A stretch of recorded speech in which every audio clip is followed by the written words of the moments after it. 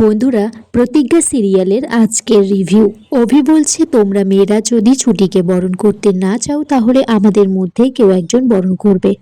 অভি তারপর তার ভাই রিয়ানকে ডাকছে আর ইন্দ্রর কাছে জানতে চাইছে যে বরণ কিভাবে করে। ওরা বলছে, আমরা তো এখনো বিয়ে করিনি, আমরা কিভাবে জানবো, ছুটির কাছ থেকে জেনে নিতে বলছে। কিন্তু অভি বলছে ছুটি শুধুমাত্র পাকামি করতে জানে, বরণ কিভাবে করতে হয় ও জানে না। ছুটিও বলছে যে ওর আশ্রয় বাড়িতে আগে কখনো কারোর বিয়ে দেখেনি, তাই সে বরণ কিভাবে করে সেটাও জানে না।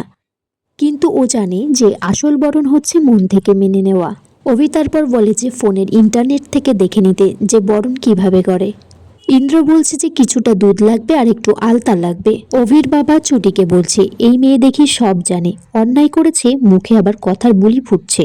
অভির ঠাম্মিকে তারপর অভির বাবা ঘরের ভিতরে নিয়ে যায়। এদিকে অভির মা কাজের মেয়েটিকে বলছে বরণ ডালা সাজানোই আছে, ওদের কাছে এগিয়ে দিতে। মেয়েটি তখন বলছে যে তুমি কি এই বিয়েটা মেনে নিলে? অভির মা বলছে, অভি কি আমাকে বন্ধু ভেবে কিছু বলেছে, তাই আমি এই বিয়েটা মানি বা না মানি সেটা বড় কথা নয়। অভি তারপর ছুটিকে নিজে হাতে বরণ করে। একে একে ইন্দ্র বরণ করে এবং রেয়ানও বরণ করে নেয়। সামনে একটা দুধে আলতার থালা দিয়েছে।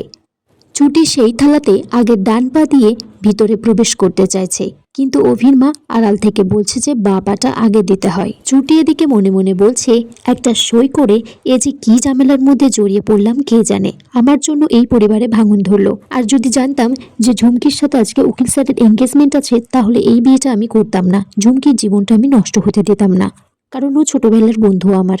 এদিকে রেহান বলছে যে সবকিছু তো হয়ে গেল, এরপরে কোনো নিয়ম কানুন পালন করতে হবে কিনা বড়দের কাছ থেকে জেনে নেওয়া ভালো। অভির বাবা অভির ঠাম্মিকে বলছে যে অভি কেন এরকম একটা কাজ করলো সেটা জানতে হবে। এদিকে অভির ঠাম্মি খুব কান্নাকাটি করছে আর বলছে যে এতদিনের যে প্রতিজ্ঞা আর অভির ছোটবেলায় যে পরীকে ভালোবাসতো সবকিছু যে মিথ্যে হয়ে গেল, এই মেয়েটাকেও ভালোবাসে। রেহান এদিকে আচার অনুষ্ঠানের কিছু জানতে এসেছে, কিন্তু ভিতরে যে অবস্থা সে ভয়তে তো বলতেই পারছে না, সেখান থেকে চলে যাচ্ছে। তখন অভির মা সেটা খেয়াল করেছে, কাজের মেয়েটিকে বলছে সমস্ত নিয়ম কানুন আচার অনুষ্ঠানগুলো পালন করে নিতে ছুটিকে নিয়ে। এদিকে অভির মা অভির ঠাম্মিকে বলে যে মা, আপনার তো প্রেশারের ওষুধ চলে, আপনি এরকম রাগ করবেন না, টেনশন করবেন না, অভির উপরেও তো আমার রাগ হয়েছে, কিন্তু আমি তো এরকম করছি না। এদিকে ছুটিকে সেই মেয়েটি নিয়ে যায় রান্নাঘরে দুধ উতলানো দেখার জন্য। তারপর কিছু চাল ডাল সামনে দিয়েছে, ছুটিকে জিজ্ঞাসা করছে, বলছে এগুলো কি? ছুটি তো অভির মুখের দিকে তাকাচ্ছে। মেয়েটি বরদাদাবাবুর মুখের দিকে তাকিও না, এগুলো বলো কি?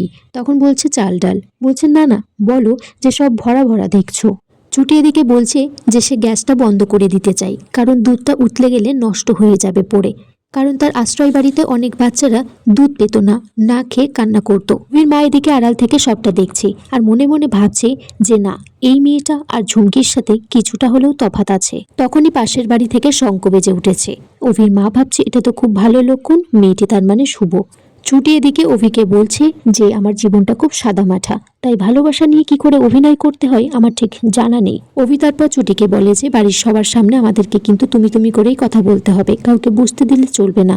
অভি তারপর ছুটিকে নিয়ে ঘরে চলে যায় আর বলে যে এই ঘরটা আজ থেকে আমাদের দুজনের। ছুটি এদিকে বলছে যে ঝুমকির সাথে আমি ছোটবেলা থেকে একসাথে বড় হয়েছি, আজকে আমার জন্য ওর জীবনে একটা এত বড় ক্ষতি হয়ে গেল, আমাকে তো আগে থেকে এই ব্যাপারটা জানাতে পারতেন। অভি বলছে আগে থেকে জানালে কি হতো, কিছু পরিবর্তন তো হতো না। ছুটি বলছে কেন করলেন আপনি আমার সাথে এরকম, আমি নিজের চোখে নিজে ছোট হয়ে গেলাম। তারপর সে খুব কান্নাকাটি করছে। অভি একটা রুমাল বার করে দিয়েছে তার চোখের জল মোছার জন্য। অভি বলছে যদি আমি ঝুমকির সাথে এঙ্গেজমেন্টটা করে বিয়ে করতাম তাহলে আমাদের পরিবারের আর আমার একটা অনেক বড় ক্ষতি হয়ে যেত। ছুটি বলছে যে আমরা তো বন্ধু, আমরা তো শত্রু নই, তাহলে প্রথম থেকেই যদি আপনি এরকম ধোঁয়াশার মধ্যে রাখেন তাহলে। ছুটি অভির কাছে জানতে চাই যে সে তার বাবার জন্য কেসটা লড়বে কিনা। বন্ধুরা, আগামী পর্বে দেখা যায় ছুটি অভিকে বলছে সাবিত্রীদি বলেছে ছেলেদেরকে বিশ্বাস না করতে। অভি বলছে আপনি আমার চরিত্র নিয়ে আবার কথা বলছেন। ছুটি তারপর চিৎকার করছে, অভি তার দিকে ছুটে যাচ্ছে। অভির মা সেই চিৎকার শুনে অভির ঘরে আসে। অভি তখন ছুটিকে বলছে যান যান, আপনি ঘর থেকে বেরিয়ে যান, কিন্তু অভির মা সেটা খেয়াল করেছে। অভির মা বলছে তার মানে তোমরা যেটা বোঝানোর চেষ্টা করছো সেটা সম্পূর্ণই মিথ্যে। আর এখানেই এই পর্বটা শেষ হয়ে যায়।